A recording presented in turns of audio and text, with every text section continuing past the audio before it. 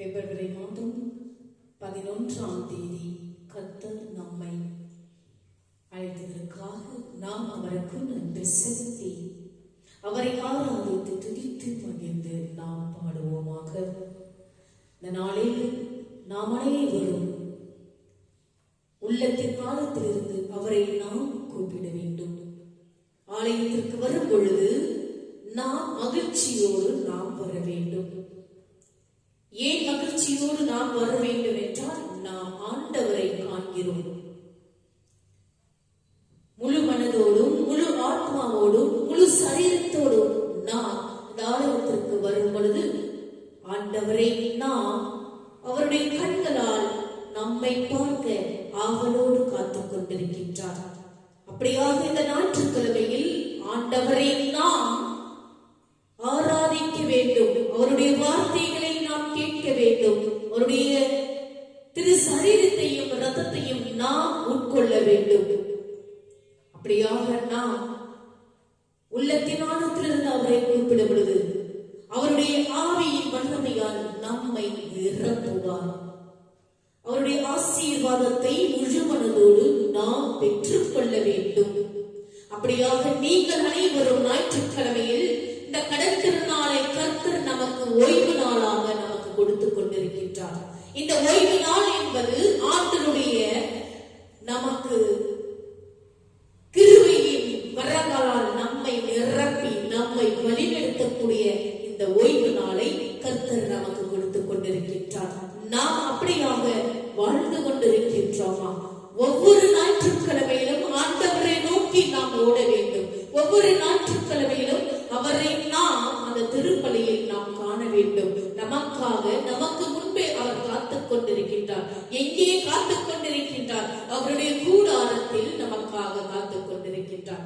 நாம் ஞாயிற்றுக்கிழமையில் அந்த ஓய்வு நாளை கடைபிடிக்கின்றோமா? சிந்தித்து பாருங்கள். நான்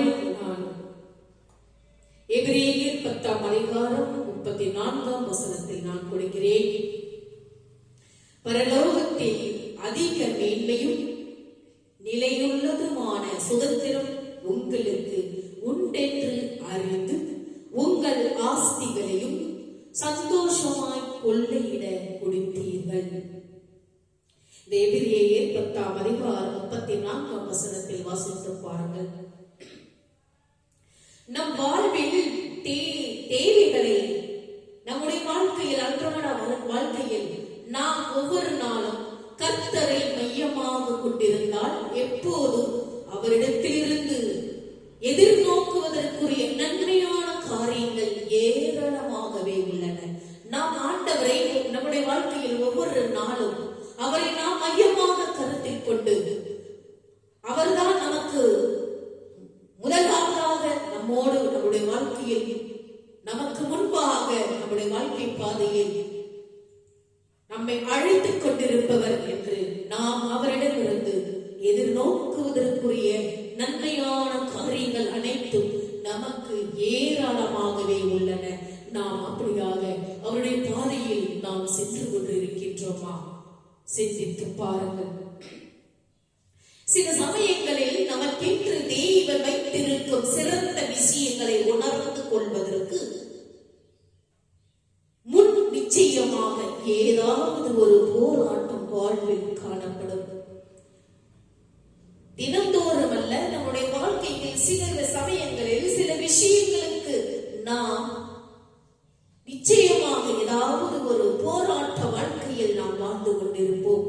நன்மையான காரியங்கள் துவங்குவதற்கு முன் சில மோசமான காரியங்கள் வாழ்வில் முடிவடைய வேண்டும். நாம் ஒரு நல்ல காரியங்களை செய்வோம் என்றால் அதற்கு முன்பாகவே அது சில மோசமான தவறான எண்ணங்களிலும் தவறான வார்த்தைகளிலும் தவறான நடத்தைகளிலும் நமக்கு கொண்டு போய் விடுகின்றன. நன்மையான காரியங்கள் தான் நாம் செய்யும்.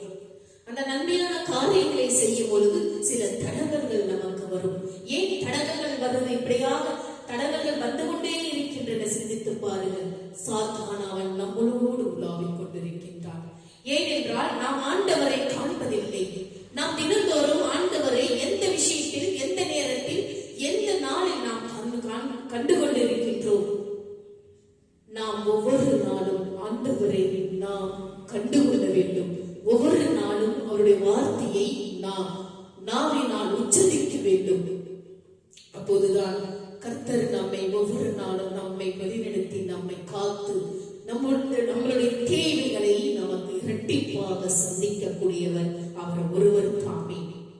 இப்போது இருப்பவர்களை விட இன்னும் சிறப்பான நம் வாழ்வில் வரவுள்ளன. நாம் இப்ப எப்படி இருக்கின்றோம், எப்படி வாழ்ந்து கொண்டிருக்கின்றோம், எந்த பயணத்தில் வாழ்ந்து கொண்டிருக்கின்றோம், எந்த பாதையில் வாழ்ந்து கொண்டிருக்கின்றோம் என்று நாம் சிந்தித்து பார்க்கும் பொழுது, கர்த்தரை நோக்கி கூப்பிடும் பொழுது, கர்த்தர் இந்த நாளில் நாம் எப்படி வாழ்ந்து கொண்டிருக்கின்றோம் என்று சிந்தித்து இன்னுமாக சிறப்பானதை நம் வாழ்க்கையில் கடவுள் கொடுப்பார். நாம் அவைகளை எதிர்பார்க்கலாம் என்று வாக்குறுதியை தேவன் நமக்கு தந்திருக்கிறார். நாம் ஆண்டவரை நோக்கி கூப்பிடும் பொழுது ஒவ்வொரு நாளும் நம்முடைய ஜெபத்தின் வழியாகவும், தியானத்தின் வழியாகவும், ஆராதனையின் வழியாகவும், நம்முடைய பாடல்களின் வழியாகவும், அவருடைய திருவிருந்தின் வழியாகவும், அவருடைய ஆசீர்வாதத்தின் வழியாகவும் நாம் முழுமனதோடு சென்றோம் என்றால் கர்த்தர் நமக்கு நம்முடைய தேவைகளை ஒவ்வொன்றும் இரட்டிப்பாக கொடுப்பார் என்று நாம் நிச்சயமாக எதிர்பார்க்கலாம். கர்த்தர் தேவன் நமக்கு ஒவ்வொரு நாளும் நமக்கு இரட்டிப்பான காரியங்களை தருவார். அப்படியாக நீங்களும் நானும் உள்ளத்தின் ஆழத்திலிருந்து அவரை நாம் கூப்பிட வேண்டும். கூப்பிட்டு பாருங்கள்.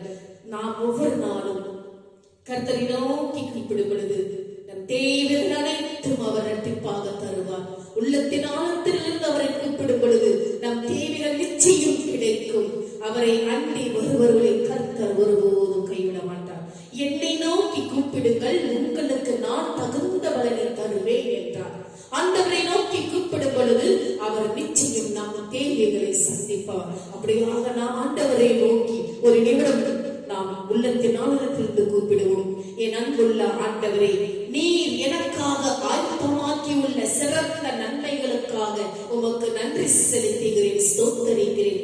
நான் எதிர்மறையான காரியங்களை எதிர்கொள்ளும் இந்த காலகட்டத்தில் நீர் எனக்காக நன்மையான காரியங்களை திட்டமிட்டிருக்கிறீர் என்பதையும், அவைகளை நான் நம்பிக்கையுடன் எதிர்நோக்க முடியும் என்பதையும் அறிந்து நான் ஒவ்வொரு நாளும் மகிழ்ச்சி அடைகிறேன். அப்படியாக நீங்களும் நானும் ஆண்டவரை நோக்கி கூப்பிடுங்கள்.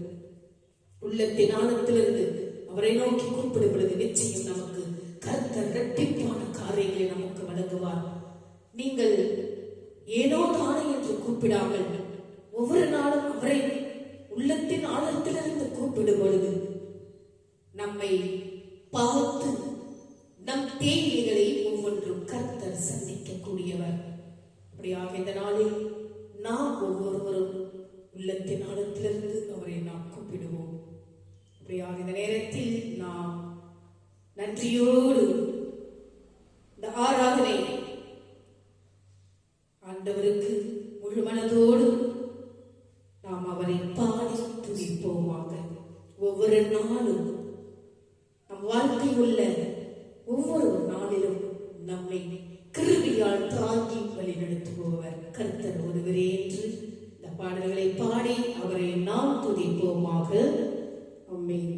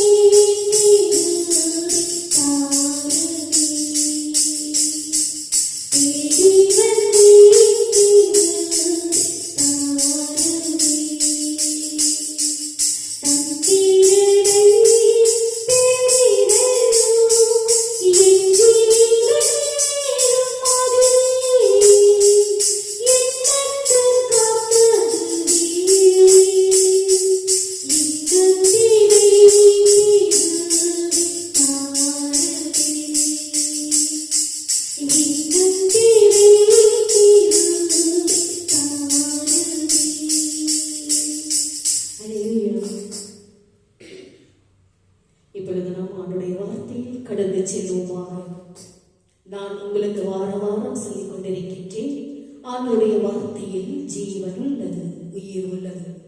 அப்படியாக நீங்கள் எந்த அளவிற்கு ஆண்டவரை நோக்கி நீங்கள் கூப்பிட்டுக் கொண்டிருக்கின்றீர்கள் என்று எனக்கு தெரியாது. நாம் அனைவரும் ஒவ்வொரு நாளும் கர்த்தரை நோக்கி நாம் கூப்பிடும் பொழுது கர்த்தர் நம்மை நிச்சயமாக வழிநடத்துவார், நம் தேவைகளை சந்திப்பார். நாம் அப்படியாக ஒவ்வொரு நாளும் கர்த்தரை நோக்கி நாம் கூப்பிட வேண்டும்.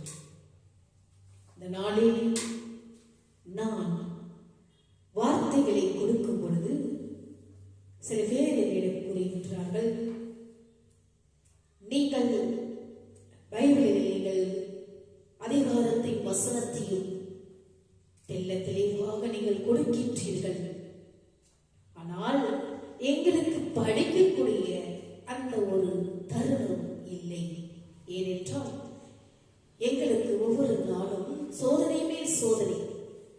பைபிள் எடுத்தால் எங்களுக்கு அந்த வார்த்தைகளை கொடுக்க சாத்தானானவன் எங்களை வஞ்சித்துக் கொண்டிருக்கின்றான். அப்படியாக நான் உங்களுக்கு சொல்லுகிறேன், உள்ளத்தின் ஆழத்திலிருந்து அவரை நாம் கூப்பிடும் பொழுது நிச்சயம் அந்த பசாசானவன் நம்மை விட்டு நீங்குவான். அப்படியாக நீங்கள் ஆண்டவருடைய வார்த்தைகளை நீங்கள் படிக்கும் பொழுது உங்களுக்கு சாத்தானவன் தொந்தரவு கொடுத்தால், இயேசு கிறிஸ்துவின் நாமத்தினால் என்னிடத்திலிருந்து அகன்று போகட்டும் என்று நீங்கள் அந்த வார்த்தையை படியுங்கள், நாவினால் உச்சரியுங்கள். கர்த்தர் நிச்சயமாக அவருடைய வார்த்தைகளை படிக்க உங்களுக்கு அந்த பலத்தையும் அந்த மனதையும் உங்களுக்கு கர்த்தர் கொடுப்பார். நீங்கள் முதலாவதாக கர்த்தருடைய வார்த்தையை படிக்க ஆர்வத்தோடு இருக்க வேண்டும். நாம் கர்த்தருடைய வார்த்தைகளை படிக்கும் போது உள்ளத்தின் ஆழத்திலிருந்து நாம் அவரை கூப்பிட வேண்டும். கூப்பிட்டு பார்த்தால்தான் அந்த அவருடைய தருணத்தில் கர்த்தர் உங்களை எந்த அளவிற்கு மாற்றுவார் என்று தெரியும். நாம் ஏனோ தானா என்று மனதில் ஒரு சிந்தனையை வைத்துக் கொண்டு நாம் எடுத்து படிப்போம் என்றால் அதை படிக்கிறதுக்குரிய அர்த்தங்கள் இல்லை என்று நான் உங்களிடத்தில் கூறுகிறேன். அப்படியாக இந்த நேரத்தில் நாம் அவருடைய வார்த்தைகளை தெளிவாக உற்று நோக்கி நாம் வார்த்தைகளை கேட்போமாக.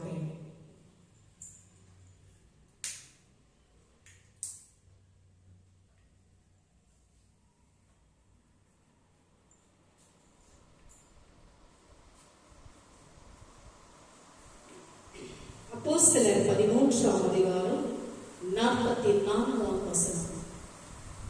பவுல் பலன் தரும் தேவனுடைய கிரியைகள்.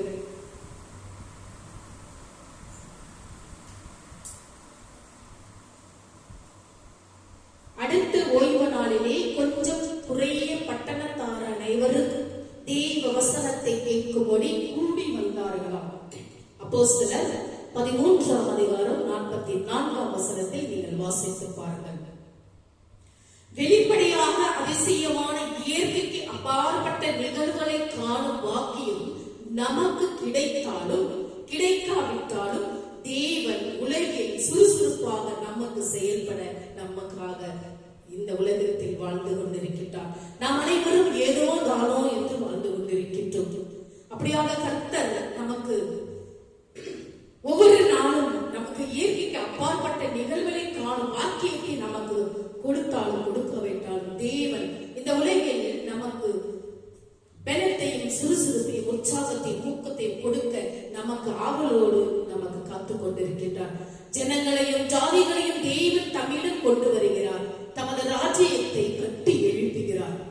பவுலும் பர்னபாவும் பிசிதியா நாட்டில் உள்ள அந்தியோக்கியாவுக்கு வந்து முதல் ஓய்வு நாளில் செய்த பிரசங்கமானது பலனுள்ளதாகவும் கேட்ட யூதர்களுக்கும் யூத மார்க்கத்தமைந்த பக்தி உள்ளவர்களுக்கும் பயனுள்ளதாகவும் வெளியில் இருந்து கேட்ட எல்லாருடைய மனதிலும் கர்த்தராகிய இயேசு கிறிஸ்துவை பற்றிய ஒரு சிறந்த தாக்கத்தை ஏற்படுத்துவதாயும் இருந்தது. அசாதாரணமான அதிசய நிகழ்வுகளை இங்கு நாம் பார்க்காவிட்டாலும் தேவன் செயல்பாட்டில் சுறுசுறுப்பாக இருக்கிறார். சபையில் வேத வசனம் வளர்ந்து விரிவடையும் போது அதிசயமான முறையில் பலன் தரும் முறையில் ஜனங்களை அழைக்கிறார், நம்மை அழைக்கிறார். உலகெங்கும் நமக்கு தெரியாத மக்கள் மத்தியில் அவர் அதிசயமான வழியில் செயல்படுகிறார். சுகப்படுத்துதல், அடையாளங்கள், அதிசயங்கள் மற்றும் அசாதாரணமான இவைகள் ஒன்றும் பவுல் பர்னபாவோடும் இங்கு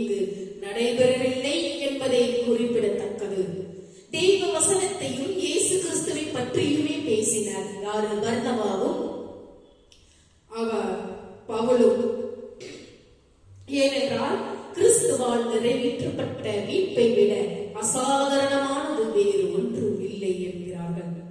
அற்புதங்கள் அடையாளங்களை இன்னும் நம்மை உற்சாகப்படுத்துகின்றது என்றால் புதிய உடன்படிக்கையின் மகிமையை நாம் காணவில்லை. ஆவிக்குரிய முதிர்ச்சி என்பது வெறுமனே வெளிப்புற அற்புதங்கள் அடையாளங்கள் போன்ற செயல்களை மட்டுமே நோக்காமல் தேவனை அறிந்து கொள்வதிலும் அவருடைய வழிகளை புரிந்து கொள்வதிலுமே அதில் அடங்கும்.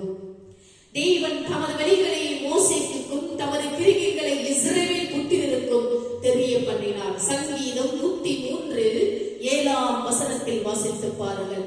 கர்த்தர் தம்முடைய வழிகளை மோசேக்கும் தமது கிரியைகளை எல்லாம் இஸ்ரவேல் புத்திரர்களுக்கும் தெரிய பண்ணினார். ஒன்றான மெய் தேவனாகிய உம்மையும் நீர் அனுப்பினவருமாகிய இயேசு கிறிஸ்துவையும் அறிவதே நித்திய ஜீவன் என்று கர்த்தர் யோவான் 17:3 இப்படியாக நமக்கு கொடுத்துக் கொண்டிருக்கின்றார்.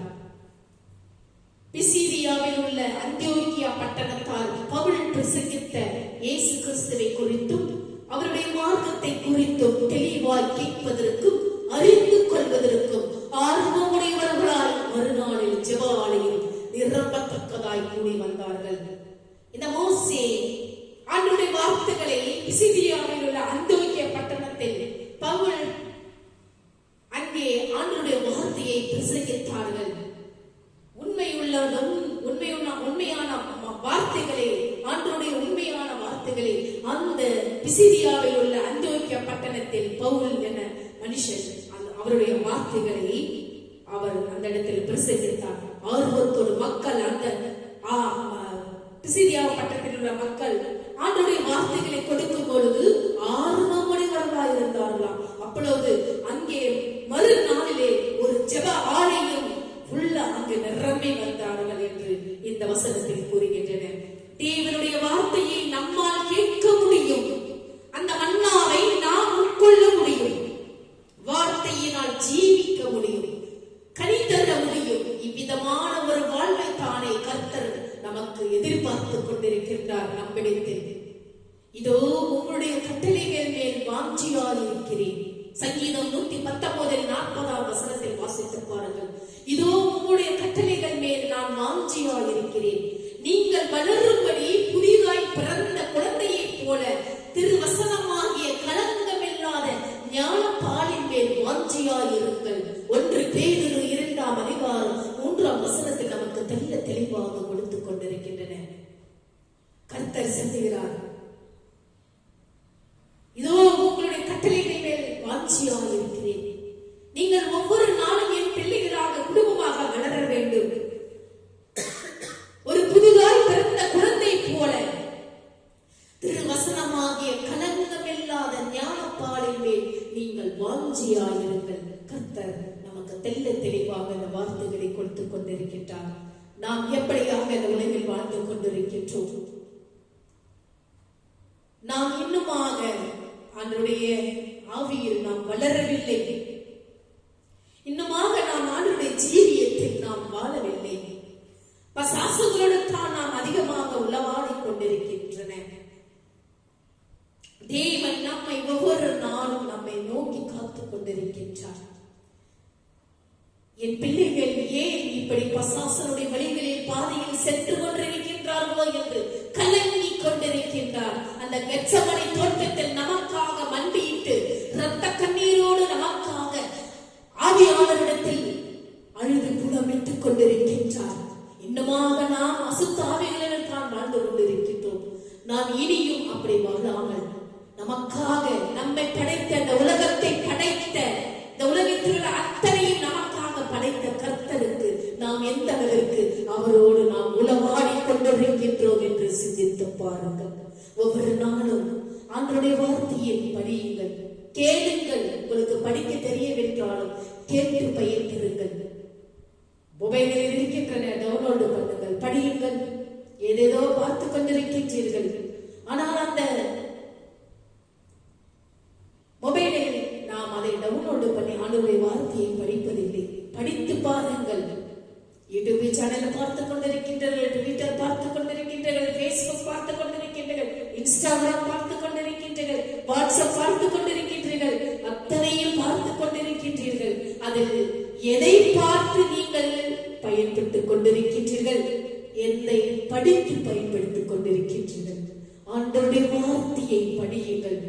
உங்களால் ஒவ்வொரு நாளும் முடிந்த அளவிற்கு ஒரு அதிகாரத்தை படியுங்கள். ஆதி ஆகமத்திலிருந்து திருவெளிப்பாடு வரை இருக்கின்றன. பழைய ஏற்பாட்டிலிருந்து புதிய ஏற்பாட்டு வரை நமக்கு கர்த்தர் கொடுத்துக் கொண்டிருக்கின்றார். படித்து பயன்பெறுங்கள். படித்து ஆண்டவருடைய பாதையில் செல்லுங்கள். ஆண்டவருடைய பிள்ளைகளாக வாழுங்கள். உங்கள் தேவைகளை கர்த்தர் சந்திப்பார் நிச்சயம். ஏன் உங்களுக்கு சோதனை வருகின்றன? ஏன் உங்களுக்கு நோய்கள் வருகின்றன? ஏன் உங்களுக்கு பண பிரச்சனையால் துன்பப்பட்டு கடன் பிரச்சனையால் வாழ்ந்து கொண்டிருக்கின்றீர்கள்? குடிவெறியினால் வாழ்ந்து கொண்டிருக்கின்றீர்கள்? குடும்பத்தில் தினந்தோறும் சண்டை சச்சரவுகளாக வாழ்ந்து கொண்டிருக்கின்றீர்கள்? ஏன் சிந்தித்து பாருங்கள். கர்த்தரிடத்தில் உங்கள் வீட்டில் ஆண்டவருடைய ஜெபம் அங்கு இல்லை. உங்கள் வீட்டில் ஆண்டவருடைய ஜெபம் இல்லை. ஆண்டவருடைய வார்த்தைகள் உங்கள் வீட்டில் இல்லை. படியுங்கள். படித்து பயன்பெறுங்கள். மற்றவர்களோடு பேசிக் கொண்டிருக்கின்றீர்கள், மற்றவர்களுடன் உலாவாடிக் கொண்டிருக்கின்றீர்கள். அது அசுத்தாவியருடைய கிரியைகள். ஆனால் ஆண்டவருடைய பாதையில் செல்லும் பொழுது கர்த்தர் நிச்சயம் உங்கள் தேவைகள் அனைத்தும் சந்திக்கக்கூடியவர்.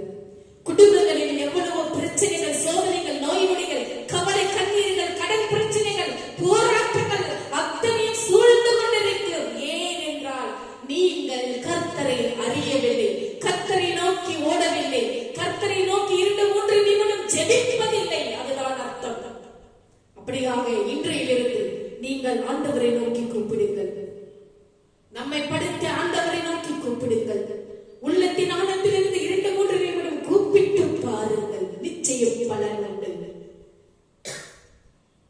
அப்படியாக இந்த நேரத்தில் நாம் ஆண்டவரை உள்ளத்தின் ஆழத்திலிருந்து கூப்பிட்டு அவரை நாம் ஒவ்வொரு நாள் துதித்து பகிர்ந்து பாடுவோமாக. இந்த வார்த்தைகளை கொடுத்ததற்காக கர்த்தருக்கு நாம் நன்றி செலுத்தி காணிக்கையை நாம் கடந்து செல்வோமாக. முடியாத நாம் பாடலை பாடி நாம் அவரை துதிப்போமாக. என்னை உண்டாக்கிய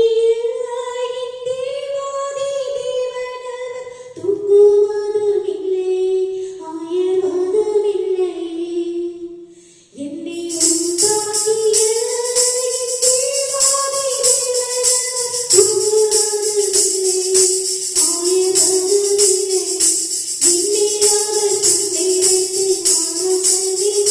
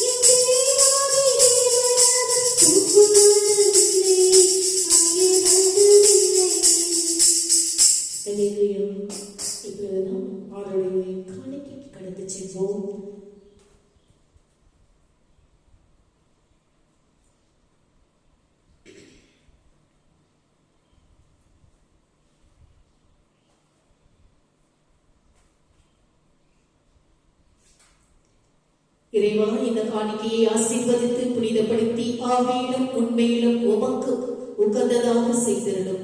இவ்வாறு உங்களுடைய அன்பு திருமகனும் எங்கள் ஆண்டவரமான இயேசு கிறிஸ்துவின் திருவுடலாகவும் இரத்தமாகவும் இக்காணிக்கை மாறுவதாக. அவர் தாம் பாடுபடுவதற்கு முந்தின நாள் வணக்கத்துக்குரிய தம் திருக்கைகளில் அப்பத்தை எடுத்து வானோக்கி கண்களை உயர்த்தி எல்லாம் வல்ல இறைவனும் தன் தந்தையுமாகி உமக்கு நன்றி செலுத்தி வாழ்த்துரைத்து அப்பத்தை பிட்டு தம் சீடர்களுக்கு அளித்து அவர் கூறியதாவது: அனைவரும் இதை வாங்கி உண்ணுங்கள், ஏனெனில் இது உங்களுக்காக கையளிக்கப்படும் என் உடல்.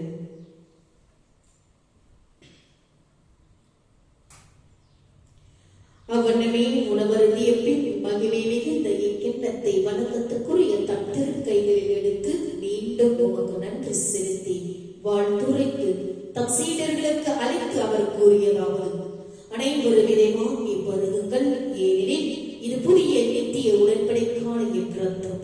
இது பாவ மன்னிப்புக்கென்று உங்களுக்காகவும் எல்லாருக்காகவும் சிந்தப்படும். இதை என் நினைவாக செய்யுங்கள். நாம் அனைவரும் இந்த திருவிருந்தில் ஒருமனப்பட்டு உள்ள இந்த நாளத்திலிருந்து நாம் அவருடைய திருவிருந்தில் பங்கு கொள்வோமாக.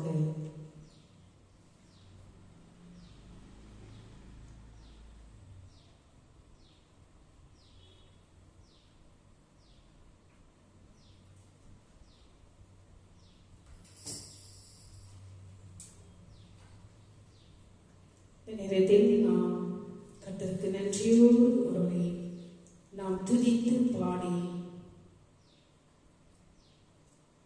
ஒவ்வொரு நாளும் அவருடைய சமூகத்தில் நாம் வழி நடத்த ஒவ்வொரு நாளும் கர்த்தர் நம்மை அழைத்திருக்கின்றார். நாம் அனைவரும் உள்ளத்தின் ஆழத்திலிருந்து அவரை நாம் முழு மனதோடு துதிப்போம் என்றார். கர்த்தர் நம்மோடு ஒவ்வொரு நாளும் வாழ்ந்து கொண்டிருப்பவர். அப்படியாக இந்த நேரத்தில் நாம் உள்ளத்தின் ஆழத்திற்கு அவரை நாம் கூப்பிடுவோம்.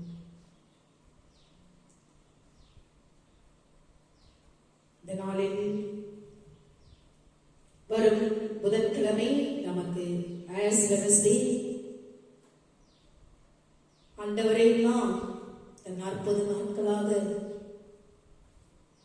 உள்ளத்தின் ஆழத்திலிருந்து அவரை நாம் துதித்து அவருடைய பாடுகளை நாம் ஒவ்வொரு நாளும்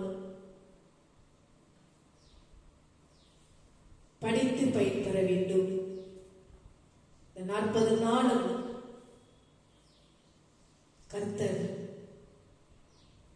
நம்மை எந்த அளவிற்கு காத்துக் கொண்டிருக்கின்றார், எந்த அளவிற்கு நம்மை ஒவ்வொரு நாளும் நம்மை வழிநடத்திக் கொண்டிருக்கின்றார் சிந்தித்து வரும் வெள்ளிக்கிழமையிலிருந்து அவருடைய பாடுகளில் நாம் பகிர்ந்து கொண்டு ஒவ்வொரு நாளும் அவருடைய வார்த்தையை நாம் கேட்டு வாழ்க்கையில் பாதையில் நாம் அவருடைய பாதையில் செல்வோமாக. இந்த நேரத்தில் ஒரு பாடலை பாடி நாம் ஆண்டவரை துதிப்போமாக. Thank you.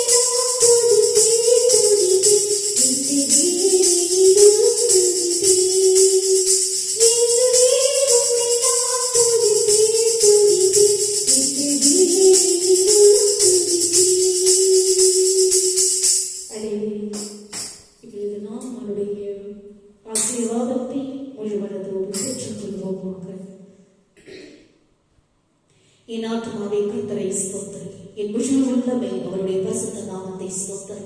என் ஆத்துமாவே கர்த்தரை ஸ்தோத்திரி, அவர் செய்த சகல உபகாரங்களையும் மறவாதே. நாம் அனைவரும் இந்த யூடியூப் சேனல் பார்த்து கொண்டிருக்கும் ஒவ்வொரு குடும்ப சகோதர சகோதரிகளும் அவருடைய பிள்ளைகள் அனைவரும் அவருடைய ஆசீர்வாதத்தை நீங்கள் பெற்றுக் கொள்ளுங்கள். நம்முடைய ஆண்டவராகிய இயேசு கிறிஸ்துவின் கிருபையும் பிதாவுடைய அன்பும் பரிசுத்த ஆவியினுடைய அந்யோன்யம் ஐக்கியமும் நம்மோடும் நம்முடைய குடும்பத்தோடும் யாரெல்லாம் இந்த யூடியூப் சேனலில் பார்த்து கொண்டிருக்கின்றார்களோ ஆண்டவருடைய வெளிச்சமானது உங்கள் மேல் பிரகாசம் அடையத்தக்கதாகவும் ஆண்டவர் வரும் மட்டும் உங்கள் மேல் சந்தோஷம் சமாதானம் என்றென்றும் நிலைத்திருப்பதாக.